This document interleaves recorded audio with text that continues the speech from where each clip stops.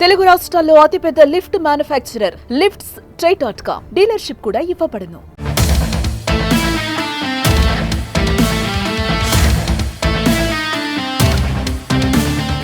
Telugu Desam party ప్రతిష్టాత్మకంగా నిర్వహించే కార్యక్రమాలలో మహానాడు ఒకటి. ఈ ఏడాది మే నెలలో జరిగే మహానాడుకు ఓ ప్రత్యేకత ఉంది. మాజీ సీఎం వైసీపీ అధినేత జగన్ ఇలాకాలో పసుపు పార్టీ సంబరం హోరెత్తనుంది. అయితే కడపలోనే మహానాడు నిర్వహించడం వెనుక ఉన్న స్ట్రాటజీ ఏంటి? ఆ ప్రాంతాన్నే టీడీపీ ఎందుకు ఎంచుకుంది? సీఎం చంద్రబాబు మాస్టర్ ప్లాన్ ఏంటి?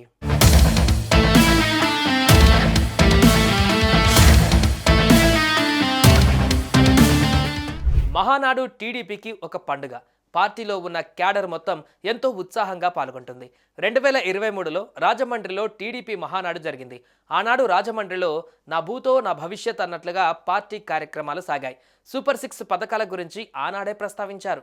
దాంతో గోదావరి జిల్లాలలో రాజకీయం గేరు మార్చింది మహానాడు. అలా వైసీపీకి ఒక్క సీటు కూడా దక్కకుండా చేసి కూటమి కట్టి మరీ టీడీపీ గోదావరి తీరంలో రాజకీయాన్ని తమ వైపు తిప్పుకుంది. ఇక 2024లో మహానాడు నిర్వహించలేదు. అప్పటికి ఏపీలో ఎన్నికలు పూర్తయిపోయాయి. ఫలితాల కోసం వేచి చూసే పరిస్థితి ఉంది. దాంతో ఈసారి ఘనంగా నిర్వహించేందుకు రెడీ అవుతున్నారు.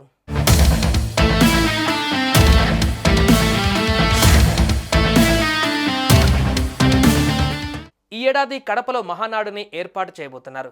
కడప గడపలో మే 27, 28, 29 తేదీలలో 3 రోజుల పాటు మహానాడు జరగనుంది. 3వ రోజున భారీ బహిరంగ సభ ఉంటుంది. సీఎం చంద్రబాబు ఆ సభలో ప్రసంగం చేస్తారు. ఈ సభతోనే వైసీపీకి చెక్ పెట్టేలా చూడాలన్నది టీడీపీ మాస్టర్ ప్లాన్ అని అంటున్నారు. మొత్తం కడపలో కని విని ఎరగని రీతిలో భారీ బహిరంగ సభను నిర్వహించడం, అంతటా పసుపు ధనాన్ని వెళ్లి విరిసేలా చూడడం చేయాలని భావిస్తోంది.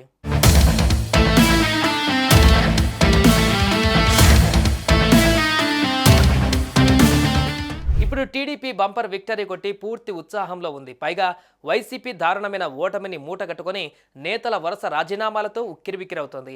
సరిగ్గా ఇదే టైంలో కడపలో మహానాడు నిర్వహించాలని నిర్ణయించింది టీడీపీ. మే 27, 28 తేదీలలో జరిగే మహానాడుకు ఇప్పటి నుంచే సన్నాహాలు చేయాలని పార్టీ నుంచి ఆదేశాలు వెళ్లాయి.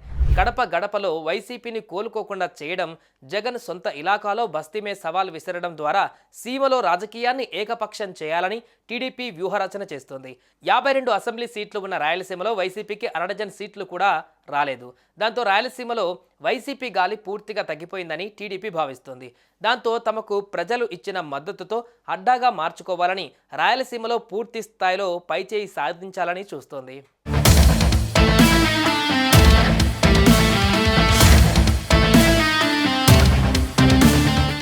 రాయలసీమ 4 జిల్లాలలో మొత్తం 52 అసెంబ్లీ సీట్లు ఉన్నాయి. ఏపీలో ఏ పార్టీ అధికారంలోకి రావాలన్నా మ్యాజిక్ ఫిగర్ 88 సీట్లు.